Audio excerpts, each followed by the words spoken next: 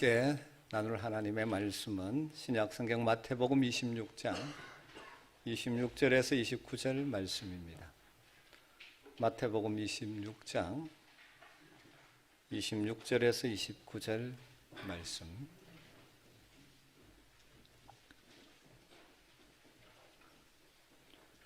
말씀을 한 절씩 교독하도록 하겠습니다.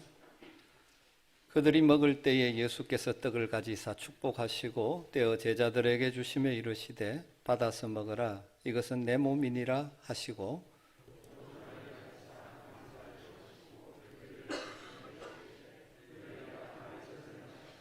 이것은 죄 사함을 얻게 하려고 많은 사람을 위하여 흘리는 바 나의 피 곧 언약의 피니라.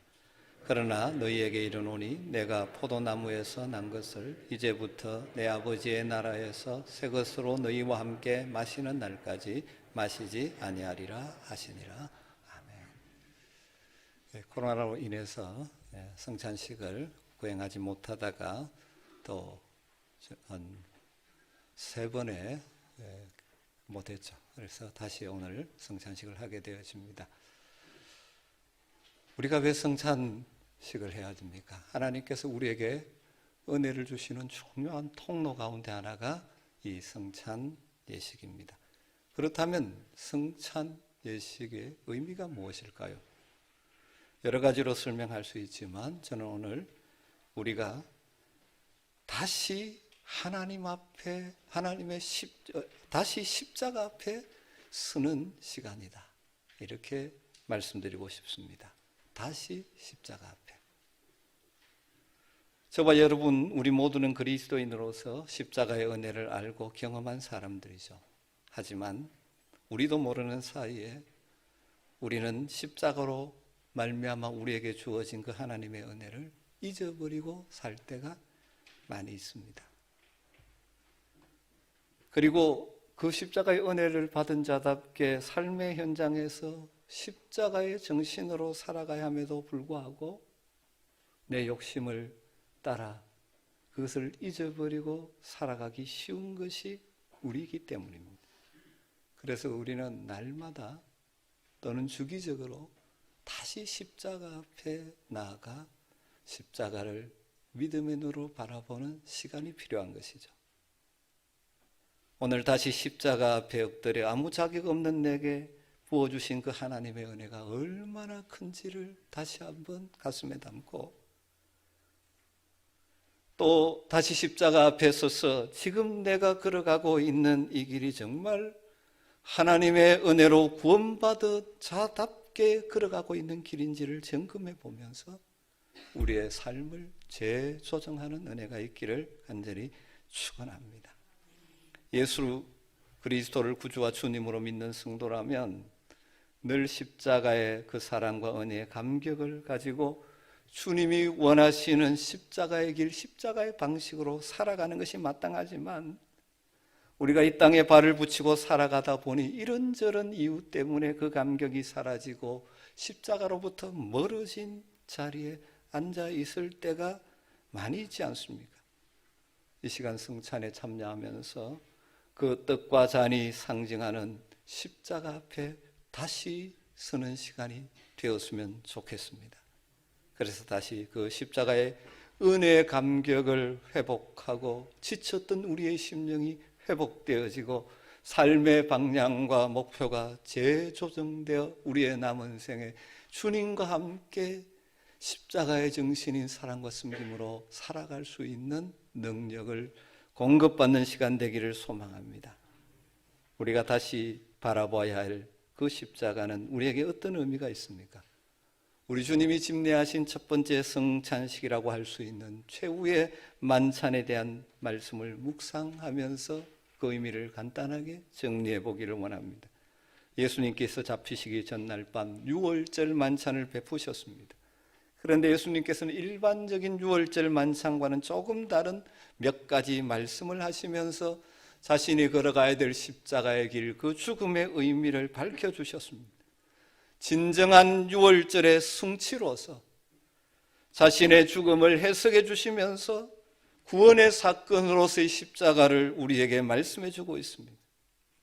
그러면 주님께서 최후의 만찬을 통해서 우리에게 말씀해 주시는 그 십자가의 의미가 무엇이겠습니까? 첫 번째로는 예수님의 십자가의 죽으심은 우리를 위한 대속의 제사였습니다.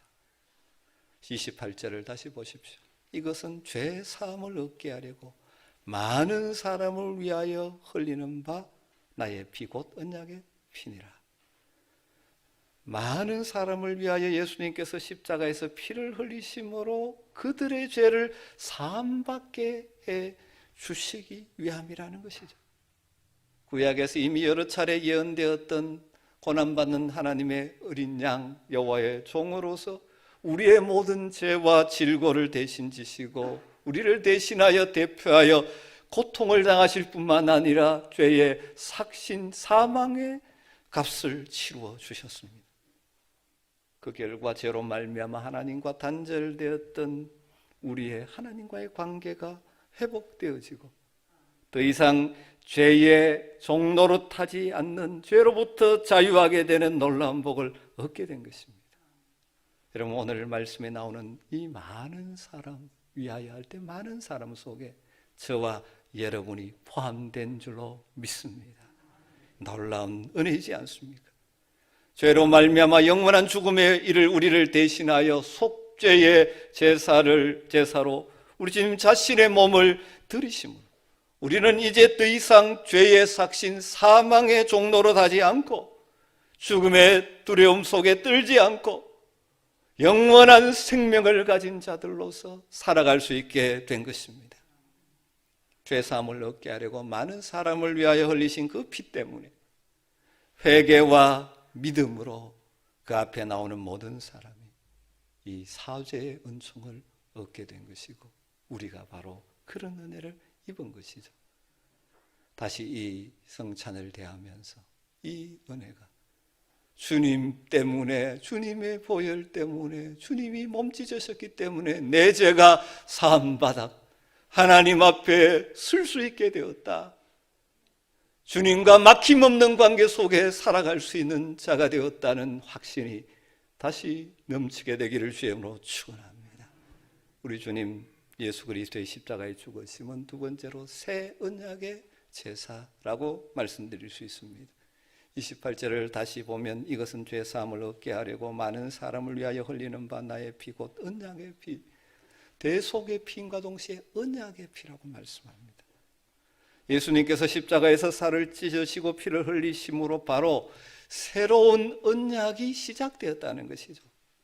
과거에 하나님께서 이스라엘 백성들을 애굽의 종살이에서 불러내시고 시내산에서 그들을 부르시면서 나는 너희의 하나님이요 너희는 내 백성이라고 선언하시면서 언약을 맺고 그래서 옛 언약의 백성들이 되었었죠. 그러나 그 이스라엘 백성들이 하나님과의 언약 관계를 파기함으로 징계를 하시면서 선지자 예레미야를 통하여 새 언약의 때가 올 것이라고 약속해 주셨습니다. 돌비가 아닌 마음의 비에 새겨주는 새 언약의 시대를 예언하셨는데 바로 그 새 언약이 우리 주 예수 그리스도의 십자가의 피 흘리심으로 성취되었다는 것입니다. 우리 주님의 피가 바로 그래서 언약의 피인 것입니다. 그렇기 때문에 우리는 전에는 하나님과 상관없던 자였지만 이제는 예수 그리스도의 언약의 피 흘리심 때문에 하나님이 우리의 하나님이 되고 나는 그의 백성이 되는 새 언약의 관계, 새 언약의 백성의 복된 지위를 우리가 얻게 된 것입니다. 우리 주 예수 그리스도께서 십자가의 대속의 죽음을 죽으심으로 하나님과 우리 사이의 관계가 회복되어져서 영원히 변치 않을 관계로서 하나님이 우리의 하나님이 되시고 우리가 그의 백성 되어 하나님의 공급을 받으며 살아갈 수 있는 복 있는 자들이 되었습니다. 이 시간 우리가 다시 주님의 십자가 앞에 서는 성찬식을 통하여 이 십자가의 은혜를 다시 묵상하면서 우리는 더 이상 죄의 종이 아니라 사망의 멍에 아래 있는 자가 아님을 분명하게 확신하는 은혜가 있게 되기를 주의 이름으로 축원합니다. 이 연약한 육신은 죽어 썩어질 수밖에 없지만 우리는 죽음의 문을 통과하여 영원한 생명의 나라에 들어갈 자임을 확신하며 소망 가운데 감사할 수 있게 되기를 주임으로 축원합니다. 뿐만 아니라 하나님의 언약 백성이기에 하나님의 무한하심으로부터 받으며 살아갈 수 있는 자가 되었다는 사실을 알고 날마다 하나님의 은혜 보좌 앞에 나와 때를 따라 돕는 은혜를 드리보며 살아가는 여러분 되기를 주임으로 축원합니다. 또한 우리가 거행하는 성찬식은 단순히 이 과거의 은혜만을 되새기는 것이 아니죠. 이미 우리에게 놀라운 구원의 은총을 주셨을 뿐만 아니라 장차 완성될 영광스러운 그 나라를 우리에게 선물로 주셔서 영원한 천국에서 주님과 함께 영광스러운 잔치에 참여하게 될 것이라는 소망을 바라보는 예식이 이 성찬 예식입니다. 그래서 29절에 우리 주님은 장차 아버지의 나라에서 다시 벌이게 될 잔치에 대해서 약속해 주고 있지 않습니까? 29절을 보면 그러나 너희에게 이르노니 내가 포도나무에서 난 것을 이제부터 내 아버지의 나라에서 새 것으로 너희와 함께 마시는 날까지 마시지 아니하리라. 그 날이 우리에게 약속되어져 있습니다. 어떤 날? 내 아버지의 나라에서 새 것으로 너희와 함께 마시는 날. 그 날이 이르기까지 우리는 이 성찬 예식을 통해서 그 은혜를 기념해야 되지만 그 날이 이르면 완성된 하나님의 나라에서 우리는 주님과 함께 영광스러운 천국 잔치에 참여하게 될 것입니다. 우리가 지금 이 땅에서 거행하는 성찬식은 외형적으로 초라합니다. 빵 조그만 한 조각, 작은 잔 한 잔을 받지만 이것을 통하여 우리에게 주어지는 영광스러운 구원의 완성의 날, 그날 우리를 위해 베푸시는 천국 잔치의 풍성함을 믿음의 눈으로 바라보면서 소망 가운데 성찬의식에 참여하게 되기를 주임으로 축원합니다. 그러면서 우리에게 이 소망이 더 커지는 시간이 되어야 하는 것이죠. 마지막으로 우리가 성찬식에 참여하면 주님의 은혜를 묵상하고 확신하고 하늘의 소망으로 충만해지는 복된 시간일 뿐만 아니라 그때까지 이 땅을 살아갈 때 주님의 십자가의 정신으로 살 것을 다시 다짐하는 시간이 되어야 하는 것입니다. 우리에게 베푸신 그 놀라운 은혜의 감격을 가지고 우리에게 맡겨준 이 땅에서 인생의 여정, 그 구원의 복음을 전하는 일과 주님이 보여주시고 행하기를 기대하는 섬김과 나눔의 삶을 실천하기로 다짐하는, 우리가 죄악된 본성을 가지고 있기에 내 욕심을 따라 삶으로 십자가의 정신을 망각하기를 잘하는 우리들이 다시 마음을 다지고 남은 생에 주님의 십자가 붙들고 함께 하시는 주님 의지하고 십자가의 정신을 삶의 현장에 드러내며 살기를 소망하는 은혜가 있기를 주의 이름으로 축원합니다. 안타깝게도 누가복음의 기록을 보면 이 최후의 만찬에 참여한 제자들이 하나님의 나라에서 누가 더 크냐라고 다투는 모습도 보게 됩니다. 그리고 고린도전서의 기록을 보면 이 성찬의식이 가진 자와 가지지 못한 자가 갈등함으로 하나님의 징계가 나타나는 자리로 전락하는 모습을 보게 됩니다. 여러분, 이 땅에서는 이런 일들이 일어날 수 있습니다. 그러기에 왜 그렇습니까? 성찬식의 진정한 의미를 망각해버리니까. 단순히 의식으로 참여하기. 여러분, 이 시간 정말 다시 한번 십자가 앞에 서서 떡을 받으며 잔을 받으면서 주님의 십자가의 정신으로 살지 못하고 내 욕망을 따라 살았던 우리의 삶을 회개하는 눈물이 여러분의 마음에 있기를 간절히 소원합니다. 그럼에도 불구하고, 연약함에도 불구하고 여전히 우리를 사랑하시고 품어주시는 그 놀라운 하나님의 은혜에 대한 감격이 회복되기를 소망합니다.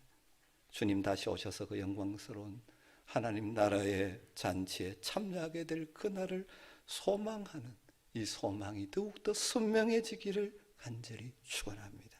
그리고 그날까지 우리에게 주어진 각자가 달려가야 될 인생의 여정, 우리와 함께 하시는 주님 의지하며 십자가의 정신으로 사랑과 나눔과 섬김을 실천하며 살아가기로 결단하는 은혜가 있기를 주의 이름으로 축원합니다.